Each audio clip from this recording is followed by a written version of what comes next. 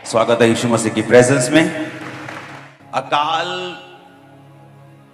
सूखे, ये इसहाक और अब्राहम और उससे भी पहले के जमाने से पढ़ते आ रहे हैं।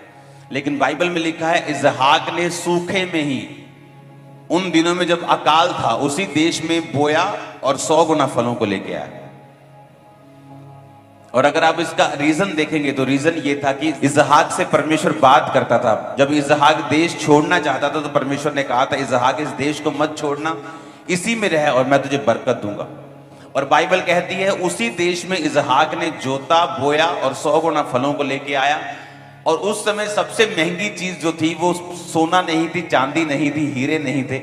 हीरे तो शायद तब होते भी नहीं थे, आई थिंक मणियां होती थी, वो दूसरे होते थे चीजें, शायद होते भी होंगे। लेकिन बाइबल कहती है कि पानी के उसे हिडन सोते मिले थे, जमीन के अंदर से जो निकल रहे थे, वो उसकी सबसे बड़ी वेल्थ थी। और परमेश्वर ने उसकी आंखों को खोला था उस वेल्थ के लिए, उस आशीष के लिए।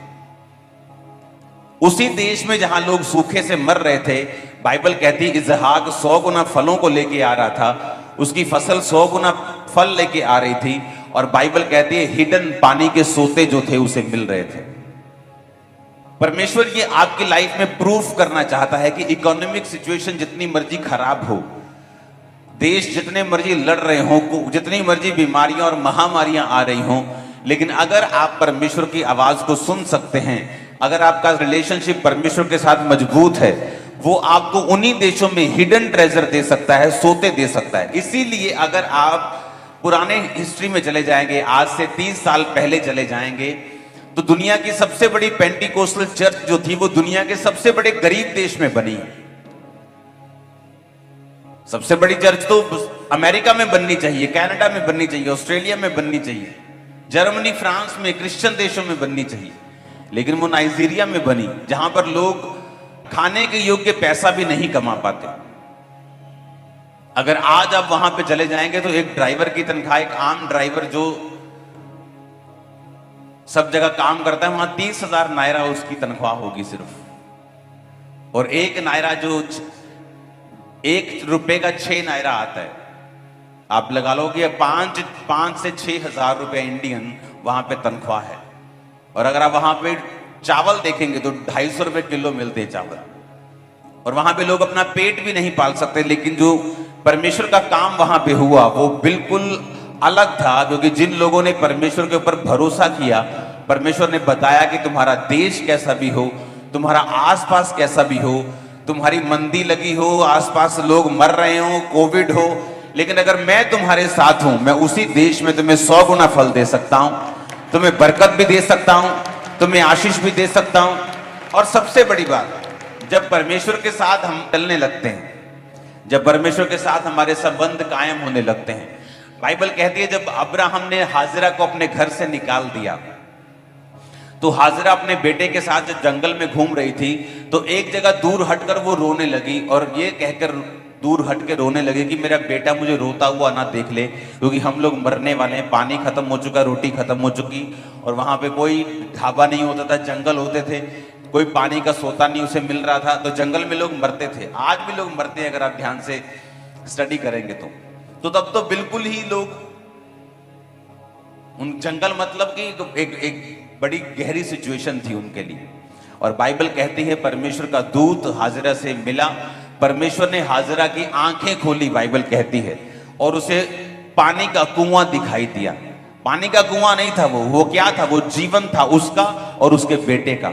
लेकिन उसे पहले नहीं दिखाई दिया, पहले वो रो रही थी ये सोच के कि मैं मर जाऊंगी। उसने फाइंड करने की कोशिश की होगी, ढूंढने की कोशिश की होगी, लेकिन मिला नहीं। लेकिन बाइबल कहती है जब परमेश्वर ने उसकी आंखों को खोला, और कैसे खोला? परमेश्वर ने ये नहीं कहा आके उसके दूत ने कि मैं तेरी आंसुओं को, तेरे रोने को देख के आया हूं।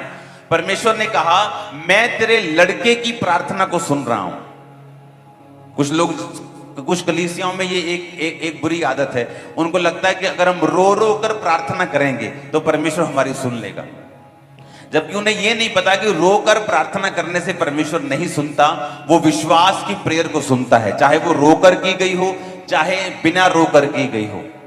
उसे रोने से या आंसुओं से मतलब नहीं तो पूरी दुनिया रो रो के ठीक हो जाती, परमेश्वर के सामने जाती चर्च में रोती, तो लेडीज तो और शानदार रोती और ठीक हो जाती जल्दी बंदों से। लेकिन परमेश्वर ने कहा कि मैं तेरे रोने को देखकर नहीं आया हूं, मैं तेरे लड़के की प्रार्थना को सुन के आया हूं। लड़के को प्रार्थना करना कहां से आता था? क्योंकि वो अपने बाप अब्राहम को देखता था। उसने अपने बाप को, अब्राहम को प्रार्थना करते हुए, प्रार्थना का उत्तर लेते हुए कितनी बार देखा होगा। अगर बाइबल कहती है कि जितने काम परमेश्वर ने किए, अगर सब बाइबल में लिख दिए जाए तो इतनी बड़ी बाइबल बने कि दुनिया में ना समाये, इतने काम परमेश्वर ने किए। तो जो अब्राहम के बारे में हम पढ़ते हैं, इसहाक के बारे में पढ़ते हैं, जीसस के बारे में पढ़ते हैं, वो जस्ट थोड़ा सा एक लम्हा, एक क्षण लिखा हुआ है ताकि हमें समझ आ सके और हम इन चीजों से समझ सके। वो लड़का अपने बाप को देखता था, रोज की लाइफ में उसका बाप कैसे प्रार्थना करता है, कैसे सिचुएशन से वो निकला, कैसे मुसीबतों से निकलता है, कैसे गाइड करता है, कैसे बिजनेस चलाता है, कैसे भेड़ बकरियों को चराता है, कैसे राजाओं को भी अपने अधीन रखता है, किस तरह से वो ब्लेस होता है। उसने अपने बाप को सब कुछ करता हुआ देखा था, इसलिए उसे प्रार्थना करनी आती थी। परमेश्वर को किस तरह से प्रेयर करते हैं और किस तरह से परमेश्वर से जवाब लेते हैं। और बाइबल कहती है जब उसका संबंध परमेश्वर के साथ था तो उसने प्रेयर की, तो परमेश्वर ने उसकी मां की आंखों को खोला और उसको कुआं मिला जो पहले उसे दिख नहीं रहा था। जब आप प्रेयर करने लगते हैं, जब आपकी स्पिरिचुअल आईज ओपन होती हैं, आप परमेश्वर के साथ अपने संबंध कायम कर लेते हैं। शैतान हर टाइम ये कोशिश करता है कि आपके मसे को कम किया जाए। वो हर टाइम कोशिश करता है आपको पाप में गिराया जाए।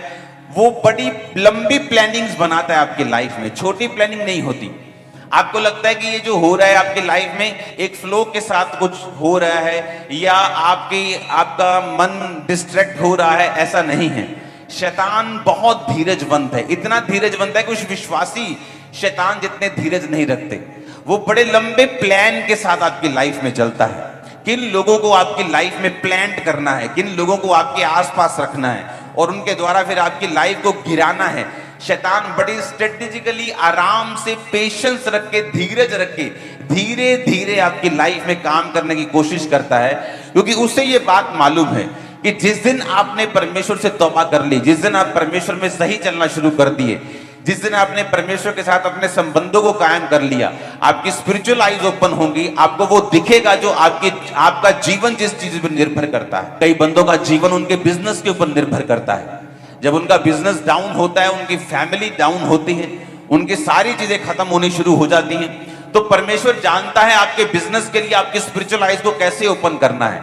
लेकिन प्रॉब्लम यह है कि जो आपका शारीरिक ऑरा है, जो शारीरिक काम है, जो शरीर के पीछे चलना है, वो आपकी स्पिरिचुअल आईज को बंद रखता है। और शैतान ये मेक श्योर करता है और वो पूरी ट्राई करता है और पूरा ये सिस्टम बना के रखता है कि आपके आसपास ऐसे लोगों को रखा जाए, आपकी जिंदगी में ऐसी चीजों को रखा जाए, चाहे वो मोबाइल हो, चाहे वो व्यभिचार हो, चाहे वो चोरी हो, चाहे वो शारीरिक काम हो, चाहे वो एक शरीर की कमजोरी हो, आंखों की कमजोरी हो, ताकि वो आपकी लाइफ में उसे कंप्लीटली कंटिन्यू रखे, ताकि आप लोग परमेश्वर की ओर ना जा सकें और आपकी स्पिरिचुअल आईज कभी भी ओपन ना हो सके।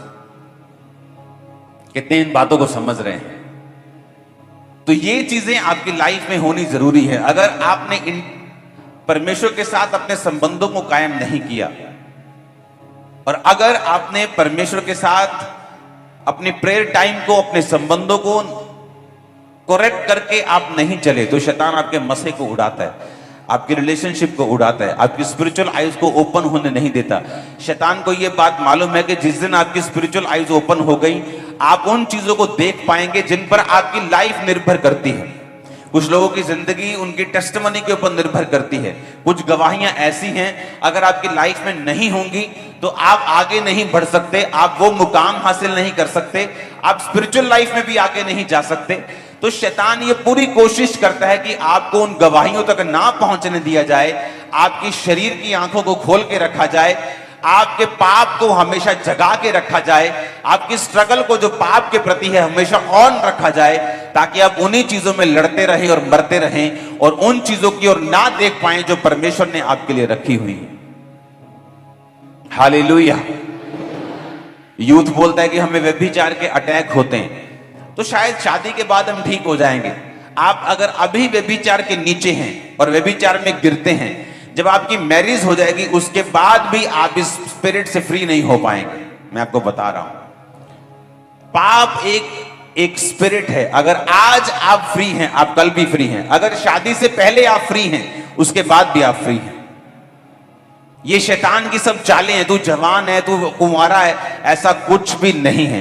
बाइबल कहती है अगर तुम शरीर के अनुसार चलोगे तो मरोगे। उसने ये नहीं कहा शादी से पहले अगर चलोगे तो नहीं मरोगे। उसने कहा अगर तुम शरीर के अनुसार चलोगे तो मरोगे, आत्मा के अनुसार चलोगे तो जियोगे।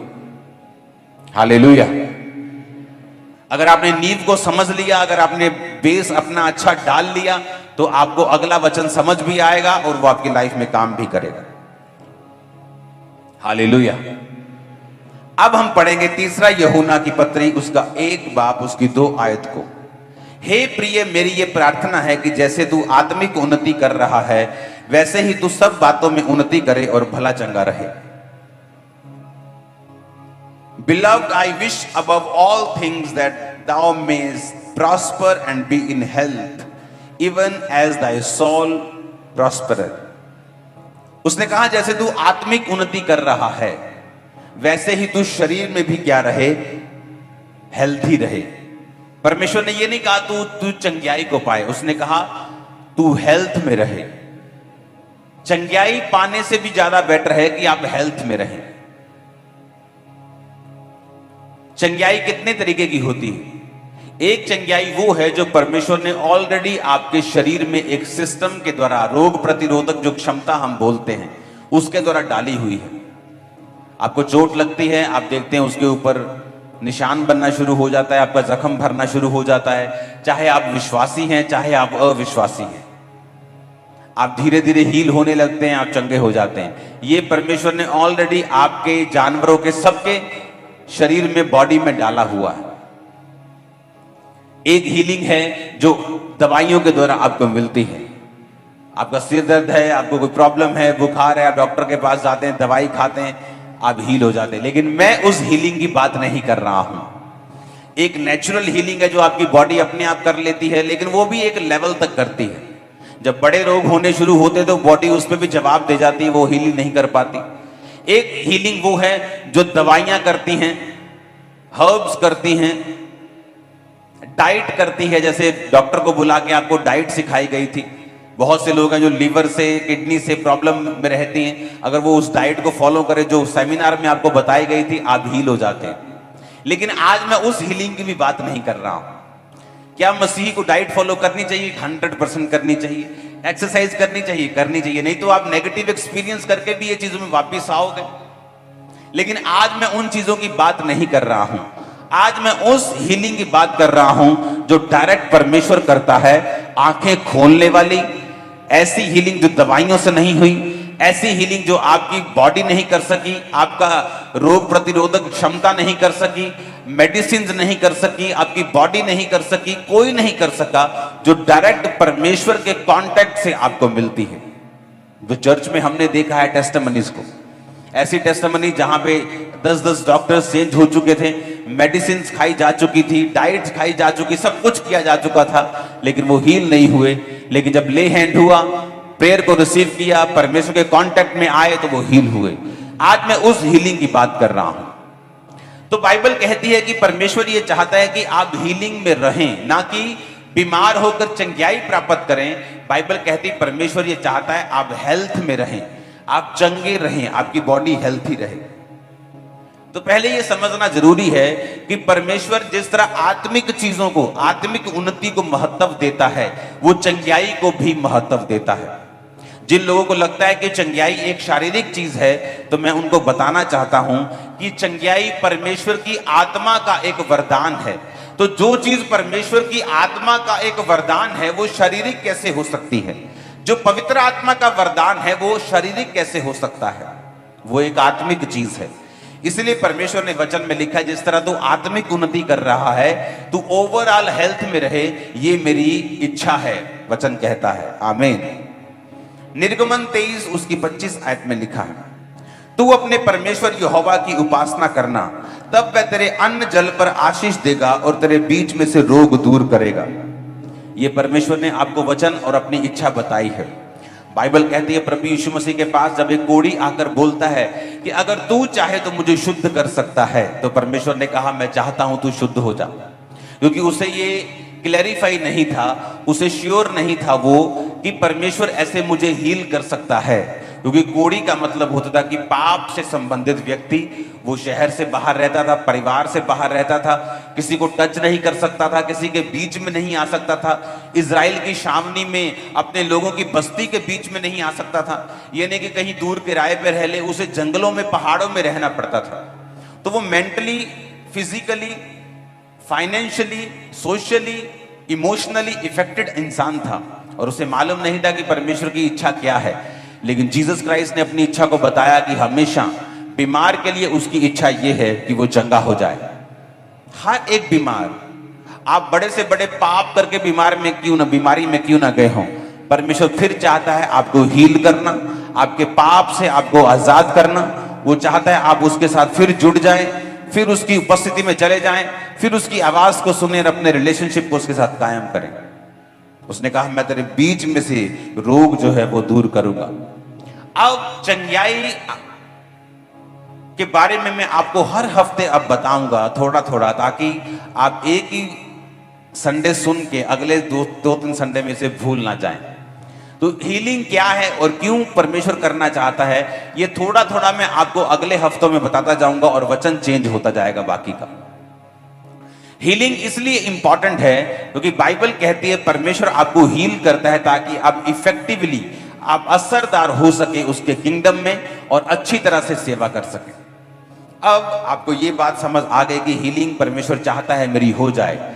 वो ये चाहता है मैं हील हो जाऊं, चाहे वो पाप के द्वारा बीमारी आई हो, चाहे खुदा की महिमा के लिए आई हो, चाहे शैतान के द्वारा आई हो, चाहे परमेश्वर की परीक्षा के रूप में आई हो। हर सिचुएशन में परमेश्वर ये चाहता है कि आप लोग चंगे हो जाएं। और आज मैं दवाइयों वाली हीलिंग की बात नहीं कर रहा हूं, जो आपकी बॉडी अपने आप हील होती है उसके बारे में बात नहीं कर रहा हूं, जो डाइट से भी आप हीलिंग ले सकते हैं उसके बारे में बात नहीं कर रहा हूं। आज मैं सुपरनैचुरल हीलिंग के बारे में बात कर रहा हूं, जो डायरेक्ट परमेश्वर के कॉन्टेक्ट से आती है। जो लोग हील हुए चर्च में आपने देखा होगा, आपने टेस्टिमनीज को सुना होगा, ऐसी गवाहियां जहां डॉक्टर्स गिव अप कर चुके हैं, जहां दवाइयां गिव अप कर चुकी हैं, जस्ट परमेश्वर के एक स्पर्श से वो लोग हील हो रहे हैं। और हमें मालूम है कि ये हीलिंग डाइट से नहीं हुई, ये हीलिंग किसी और चीज से नहीं हुई, ये सुपरनैचुरल हीलिंग हुई जो परमेश्वर ने अपने कॉन्टैक्ट से, अपनी पावर से, अपने स्पर्श से लोगों की। बाइबल कहती है उत्पत्ति 3 उसकी 6 आयत में, जब स्त्री ने देखा कि वृक्ष का फल खाने के लिए अच्छा, देखने में मन भाव, बुद्धि देने के चाहने योग्य भी है, उसमें से तोड़कर खाकर अपने पति को भी दिया और उसने भी खाया। वचन क्या कहता है, जीसस क्या कहते हैं, शैतान क्या कहता है, जो मैं आपको आज बताने वाला हूं, ये डीप हीलिंग सीक्रेट है। जिन लोगों के पास चंगाई का वरदान है उनको भी नहीं मालूम, कई लोगों को ये सीक्रेट, वो हीलिंग करी जा रहे हैं लेकिन उनको ये वचन मालूम नहीं, क्योंकि ये मेरे एक्सपीरियंस और वर्ड ऑफ गॉड से आया है कि जब मैं बीमार था और लंबे समय तक रहा और हीलिंग को किस तरह से मैंने पाया और मेंटेन किया और मैं आगे बढ़ा, ये आपकी हेल्प करने वाला है आज। वचन क्या कहता है, जीसस क्राइस्ट के मार खाने से तुम लोग क्या हो चुके हो, ये कौन कहता है, वचन कौन है? आदि में वचन था, वचन परमेश्वर के साथ था, वचन ही उसके कोड़े खाने से तुम चंगी हो चुकी। कौन कह रहा है? परमेश्वर। शैतान औरत के पास गया और उसने कहा, देख जिस फल को परमेश्वर ने खाने के लिए मना किया है ये बहुत टेस्टी है, बुद्धि देगा तेरे को, तेरी आईज ओपन हो जाएंगी, तू परमेश्वर के जैसी हो जाएगी। परमेश्वर नहीं चाहता तू ये फल खाए, वो तुझसे जेलसी करता है, वो नहीं चाहता कि तू उसके जैसी बन जाए। जबकि हवा भूल गई कि परमेश्वर ने तो उसको पहले से ही अपने जैसे बनाया है। और बाइबल कहती है उसने शैतान की बातों की ओर ध्यान दिया, वो फल लिया, खुद भी खाया, आदम को भी दिया और उसने भी खाया। एक व्यक्ति जब परमेश्वर से हीलिंग को लेता है, by grace, by prayer, by church anointing, आपके मेंटर की अनॉइंटिंग से, किसी भी तरह से वो आपको हीलिंग मिल गई। और ये ऐसा विषय है, अगर मैं इसे शेयर नहीं करूंगा, शैतान आपकी लाइफ में गेम्स खेलने की कोशिश करेगा। शैतान की आदत है जो आपको मिल गया उसे चुराना, घात करना और नष्ट करना। मोस्टली जब आप लोग हील होते हैं, क्योंकि जब आप लोग इस वचन को सुनेंगे, लेकिन जब आप लोग हील होते हैं तो शैतान आपके पीछे लगता है। वो हर उस चीज के पीछे है जहां परमेश्वर डायरेक्ट काम करता है, या जहां पर परमेश्वर का प्रूफ लोगों को मिलता है कि वो जीवित परमेश्वर है।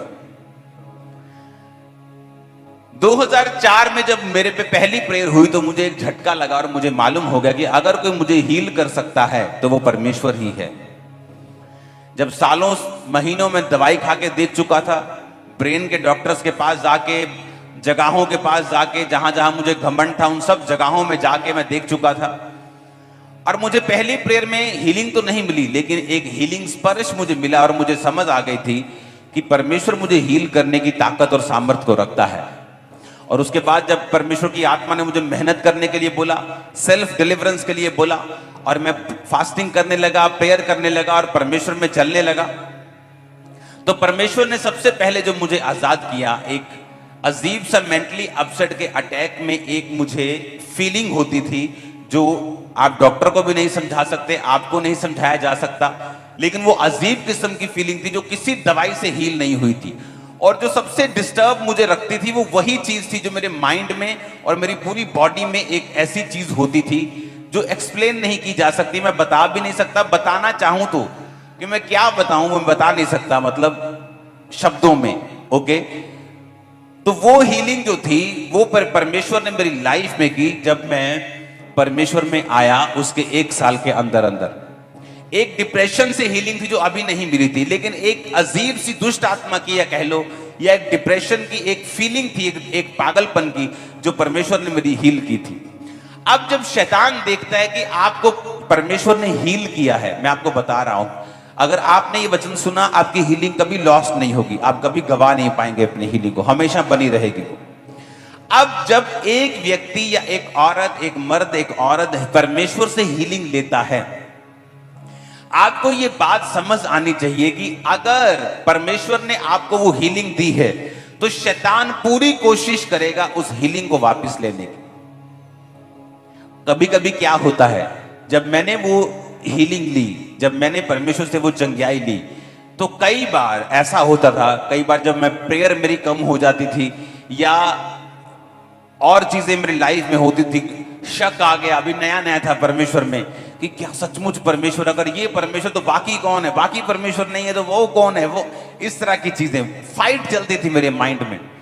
तो जब कई बार शैतान काम करने की कोशिश, डाउट डालने की कोशिश करता था, मेरे सारे वो सिम्टम्स, सारे लक्षण बीमारी के वापिस आना शुरू हो जाते थे, और शैतान मुझसे फाइट करता था कि तू हील नहीं हुआ है, तू चंगा नहीं हुआ है,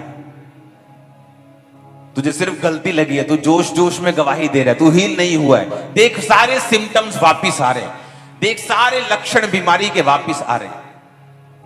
और अगर आप क्रिश्चियन, रियल क्रिश्चियन हैं, तो ये आपके साथ होगा।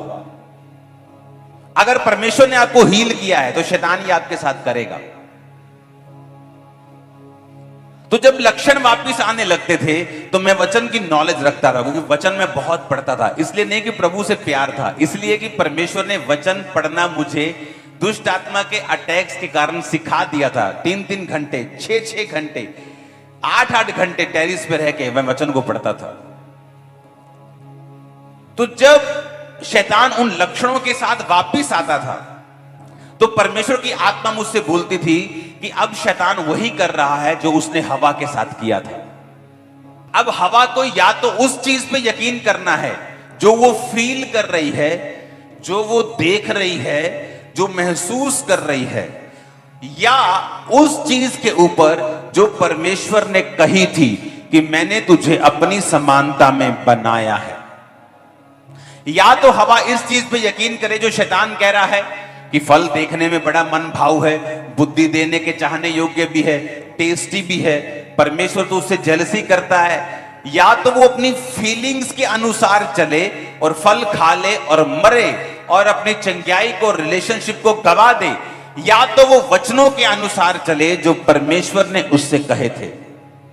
तो परमेश्वर ने मुझे बताया कि शैतान तेरी लाइफ में अब वो चुराने के लिए आया है जो मैंने तुझे दिया है।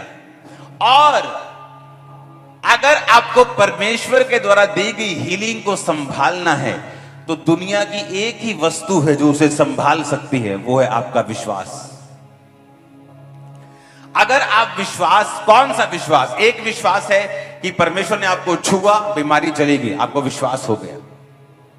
एक विश्वास यह है कि जब उस बीमारी के लक्षण वापिस आ रहे हैं तब परमेश्वर देखता है आपका विश्वास कहां है। क्योंकि शैतान को पता है एक इंसान जब फीलिंग्स का फॉलो करने लगता है, पीछा करने लगता है, जब अपने महसूस जो उसको हो रहा है उसका पीछा करने लगता है, वो मौत की ओर जाता है। संसारिक प्यार क्या है? एक फीलिंग। चोरी फीलिंग, व्यभिचार एक फीलिंग, डर एक फीलिंग, अविश्वास, शक एक फीलिंग। इसलिए जीसस क्राइस्ट ने कहा अगर तुम फीलिंग्स के अनुसार चलोगे तो क्या होगा? तुम मरोगे। तो तब परमेश्वर ने मुझे सिखाया कि अगर तुझे ये मेंटेन करना है और जो मैंने तुझे दिया है तुझे लेना है, तुझे कन्फेस करना पड़ेगा अपने मुंह से, दिमाग में नहीं। दिमाग में फाइट कभी मत करो शैतान से, ये मैं आपको सीक्रेट दे रहा हूं। जब शैतान आपके साथ लड़ रहा हो, आपको डिस्टर्ब कर रहा हो, कभी भी दिमाग में उसके साथ फाइट ना करो, दिमाग में कभी शैतान से बात मत करो। इसलिए बाइबल कहती है उद्धार के लिए मुंह से अंगीकार किया जाता है। जब तुम मुंह से अंगीकार करोगे तो तुम अपने उद्धार को पाओगे भी और उसे मेंटेन भी करोगे। अगर आपने पैसों से गाड़ी ली है तो पैसों से ही मेंटेन होगी। आपने गाड़ी पैसों से ली है, लेकिन वो ऐसा नहीं कहता आते वक्त 10 किलो मिट्टी ले आना तो सर्विस कर दूंगा। तो सर्विस के टाइम पे पैसा लगता है, बाय करने के टाइम में, खरीदने के टाइम पर भी पैसा लगता है। तो हीलिंग लेने में भी विश्वास चाहिए और उसको मेंटेन करने में भी विश्वास चाहिए। तो जब परमेश्वर ने मुझे ये बातें समझाई कि अगर तुझे हीलिंग को लेना है और मेंटेन करना है, तुझे सेम कन्फेस करना पड़ेगा कि शैतान तेरे सिम्टम और तू गया नरक में, यीशु के कोड़े खाने से मैं चंगा हो चुका हूं। और मैं लगातार ये बोलता था। कई बार सिम्टम 3-3 दिन रहते थे। चंगाई लेने के बाद, गवाही देने के बाद, आप इमेजिन करो शैतान किस तरह मुझसे लड़ता था, क्योंकि उसे आप लोग नजर आते होंगे कि ये इन लोगों को बचाएगा फ्यूचर में। हां, तो वो मेरे साथ फाइट करता, मेरी कोई भी हीलिंग हो जाए उसके सिम्टम्स वापिस आने शुरू होते थे, वो फिर से बीमारी वापिस आनी शुरू होती थी। और जब तक मैंने फिर सीख नहीं लिया कि अपनी हीलिंग को मेंटेन कैसे करना है, वचन बोल के, इग्नोर करके सिम्टम्स को, तो जब वो सिम्टम्स, वो लक्षण वापिस आते थे, मैं गवाही देना शुरू करता था परमेश्वर ने मुझे हील किया है। उसके कोड़े, और अंदर मैं अंगीकार करता था उसके कोड़े खाने से मैं चंगा हो चुका हूं। शैतान तू भी झूठा, तेरे लक्षण भी झूठे, चल भाग जा यीशु मसीह के नाम में। और लगातार मैं ये करता था। और देखो हुआ क्या, जब शैतान को ये बात समझ आ गई कि मैं उसके झूठ के ऊपर यकीन नहीं करने वाला, वो बीमारी के लक्षण पिछले 15 साल से कभी वापस नहीं आए, लक्षण भी वापस नहीं आए, और मैं कंप्लीटली हील हुआ। एक औरत थी, परमेश्वर ने उसे हील किया। जब उसे हील किया तो उसके आसपास जो क्रिश्चियन लोग थे वो इतने अच्छे नहीं थे। तो जब थोड़े दिन बाद उसकी बीमारी का लक्षण वापस आया तो वो घबरा गई। उसने कहा ये क्या हुआ, मैं तो ठीक हो गई थी। तो जब उसने अपने क्रिश्चियन लोगों से बात की, वो कहने लगा ओ परमेश्वर दूसरे लोगों को हील करता है, वो क्रिश्चियन लोगों को हील नहीं करता, और सब नेगेटिव बातें उसे बोलने लगे। ओ तेरी बीमारी वापस आ गई। और वो लेडी वचन में पक्की नहीं थी। और सारी बीमारी के सिम्टम जब वापिस आए और उसने अंगीकार नहीं किया और विश्वास में नहीं रही, वो बीमारी फिर उसकी लाइफ में एंटर कर गई। इसलिए मैं कहता हूं पॉसिबल है एक व्यक्ति का बीमार होने के बाद, चंगे होने के बाद फिर बीमार होना। अगर इसीलिए कहा जाता है कि अगर आपने चर्च में आके हीलिंग को लिया है, आप चर्च में रहकर भी उसे मेंटेन भी कर सकते हो, क्योंकि उसके बाद शैतान चुराने के लिए आएगा, अटैक करने के लिए आएगा। और आपको वचन मालूम होना चाहिए, संगति में आपको रहना पड़ेगा, आपको अंगीकार करना पड़ेगा, और फिर आप वो हीलिंग को परमानेंट अपनी लाइफ में देखते हैं। सब जनों से कई बार ऐसा नहीं होता, या सब बीमारियों में ऐसा नहीं होता, लेकिन शैतान ऐसा करने की कोशिश करता है उन लोगों की, खासकर लाइफ में जिनके जीवन में परमेश्वर की बड़ी योजना है। कितने मेरी बातों को समझ रहे हैं? ये बात मैं आपको इसलिए सिखा रहा हूं ताकि जब आपकी आज से हीलिंग प्रेयर स्टार्ट हो, अगली कुछ मीटिंग्स में लगातार इसके विषय में बात जब मैं करूं, तो आपका बेस मजबूत हो कि आप जब लेके जाएं अपनी हीलिंग को, आप विश्वास के शब्दों को बोलकर, विश्वास में अड़े और खड़े रहकर आप इसे पकड़ सके, मेंटेन कर सके, और फिर ये परमानेंट आपकी लाइफ में चलेगी। आपके बच्चे, आपकी जनरेशन, आपके पोते पड़पोते इसको सुनेंगे इन जीसस ने। हालेलुया। तो अब आपको ये बात हमेशा याद रखनी है, या तो आप अपनी फीलिंग के अनुसार चलो, जो लक्षण आपको महसूस हो रहे हैं, वो सिर दर्द फिर आ गया, तो या तो आप परमेश्वर के वचन के अनुसार चलो। तो आपको यह मालूम होना चाहिए, आपकी फीलिंग्स आपको धोखा देती हैं, शैतान आपको धोखा देता है, लेकिन परमेश्वर का वचन आपको कभी भी धोखा नहीं देता। नेवर। वो ताया हुआ लिखा है, लिखा उसको सिद्ध किया हुआ है, वो ट्राई किया हुआ है, वो ताया हुआ है, वो परखा हुआ है, वो वचन कभी फेल नहीं होता। और शैतान को यह बात मालूम है, इसलिए बहुत से लोग जो फीलिंग्स के अनुसार चलते हैं, आज उन्हें फील होता है कि प्रभु की प्रेजेंस उसकी लाइफ में है, कल उन्हें फील नहीं होगा। आज उन्हें फील होता है कि आज घर जाके प्रेयर करनी है, परसों उन्हें फील नहीं होगा। लेकिन जो विश्वासी फीलिंग से हट के चलना जानते हैं, उन्हें फील हो प्रेयर करने के लिए तब भी वो प्रेयर करते हैं, उन्हें फील ना हो तो भी वो प्रेयर करते हैं, उन्हें महसूस हो परमेश्वर उनके साथ है तो भी वो परमेश्वर की प्रशंसा करते हैं, आराधना करते हैं, चर्च में आते हैं, उन्हें फील ना हो तो भी वो आते हैं। उन्हें ये मालूम है फीलिंग का कोई लेना देना नहीं। फीलिंग आज ऊपर है, कल नीचे, कल आपको लगेगा कि आप दुनिया के सबसे अनॉइंटेड है, परसों आपको लगेगा आप खाली हैं। तो फीलिंग से नहीं, अगर आप में मसा है तो है, अगर विश्वास है तो है, हीलिंग पा ली है तो पा ली है, दैट्स इट। फीलिंग क्या कहती है? अगर आप इसके पीछे लगे आप धोखा खाएंगे। और शैतान किसको यूज करता है? आपकी फीलिंग्स को। इसलिए बाइबल कहती है अपनी फीलिंग के अनुसार नहीं, वचन के अनुसार चलो। इसलिए बाइबल कहती है रिन्यू योर माइंड। माइंड का मतलब है अपनी फीलिंग्स, क्योंकि माइंड में फीलिंग्स आती हैं। तो परमेश्वर ने कहा वचन के अनुसार अपने माइंड को रिन्यू करते जाओ, नया करते जाओ, वचन इसमें भरते जाओ। अब तुम वैसे नहीं हो जैसे पहले थे। हालेलुया। और मैंने अपनी हीलिंग्स को मेंटेन करना सीखा। उसको परमानेंट कैसे किया जाता है मैंने उसे सीखा। परमेश्वर ने एक बार मुझे हील तो कर दिया, लेकिन उसे मेंटेन फिर मैंने अपने वचनों से, परमेश्वर के वचन बोल बोलकर अपने मुंह से फिर मैंने उसे मेंटेन किया। कितने समझ रहे हैं? अगर विश्वास आपका हिला, आपकी हीलिंग हिलेगी। अगर उस शैतान ने आपके बिलीव को हटाया, हिलाया, आपकी हीलिंग और डिलीवरेंस हिलेगी।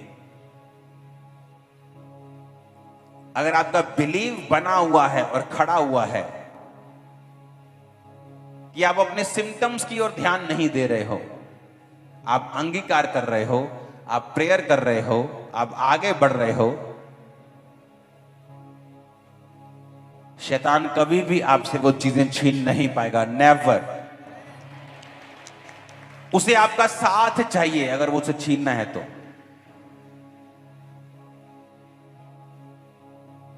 जब मेरे मुंह से नहीं निकला कभी भी कि बीमारी वापस आ गई, वो कभी वापस नहीं आई।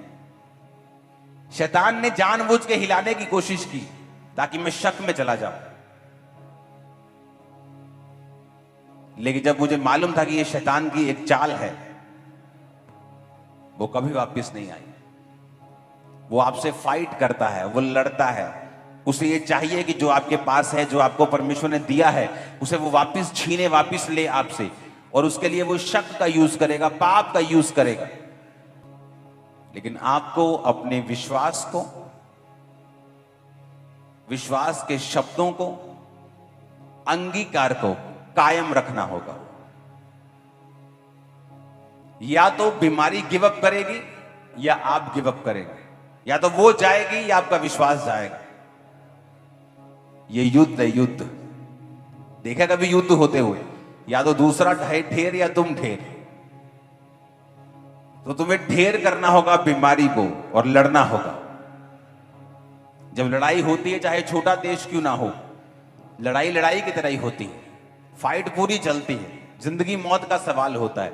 उसी तरह जो शैतान आपसे लड़ता है, आपको मालूम होना चाहिए कि ये फाइट है। फाइट आसान नहीं होती, फाइट डिस्कंफर्ट में लेके जाती है। फाइट कभी भी इजी नहीं होती, फाइट ही होती है। लेकिन परमेश्वर ने एक वायदा किया है कि जब तू लड़ेगा तू जीतेगा, ये वायदा है। उसने ये नहीं कहा तू अपनी ताकत से जीतेगा, उसने कहा तू सिर्फ लड़ेगा, जिताऊंगा तुझे मैं। तू अंगीकार नहीं छोड़ेगा, तू प्रेयर नहीं छोड़ेगा, तू अंगीकार करना नहीं छोड़ेगा, तू अपने विश्वास के शब्दों को नहीं छोड़ेगा, तू अपने विश्वास से पीछे नहीं हटेगा, तू जीतेगा। That's it. उसके बाद देखेंगे प्रभु रास्ता खोलेगा। आप एक दिन उठेंगे, सिम्टम गायब हो चुके होंगे। आप एक दिन उठेंगे, देखेंगे कि वो कहां चली गई बीमारी जो पिछले 3 दिन से मुझे दोबारा तंग कर रही थी, वो फिनिश हो चुकी। और जब आप पक्के हो जाएंगे, शैतान को मालूम है पक्का हो गया बंदा, ये इन चीजों से नहीं हिलता, फिर वो दूसरी चीजों को यूज करना शुरू करेगा, ये चीज से हट जाएगा। उसे मालूम है ये बंदा हिलने वाला नहीं, ये अंगीकार छोड़ेगा नहीं, मेरा टाइम वेस्ट होगा। तो इसलिए वो जब एक आदमी विश्वास में बढ़ जाता है, फिर वो वैसे गेम्स उसके साथ खेलना बंद कर देता है जो आम विश्वासियों के साथ खेलता है। जो मेरे साथ वो पहले 2 साल में खेलता था, अब वो नहीं खेलता। उसे मालूम है उस गेम्स में जीत जाता हूं उससे। हालेलुया। तो जब एक विश्वासी, एक औरत, एक भाई, एक बहन अपनी चंगाई को लेती है, तो उसे यह भी याद होना चाहिए कि विश्वास से मैंने लिया है, ग्रेस से लिया है, मैं अपने शब्दों से इसे कायम भी रखूंगी, इसे मेंटेन भी रखूंगी। जब शैतान इस पे अटैक करने की कोशिश करेगा तो मेरा विश्वास इसे बना के रखेगा। हालेलुया। ऊंची आवाज में हालेलुया बोलो। मुझे मालूम है ये हजारों नहीं, लाखों लोगों की हेल्प करने वाला ये वर्ड मैं आपको बता रहा हूं। आपको मालूम होगा कि जब शैतान आपकी लाइफ में काम करना चाहेगा, आपको मालूम होगा कि शैतान काम कर रहा है। और मोस्टली जो जेन्युइन हीलिंग्स होती हैं, शैतान उन पे अटैक करता है। हालेलुया। और जब आपको मालूम हो जाता है, इसीलिए कहा जाता है कि हीलिंग ले ली, अभी भी चर्च को मत छोड़ो, खुदा को मत छोड़ो, वचन सुनना, प्रेयर करना मत छोड़ो, क्योंकि तुम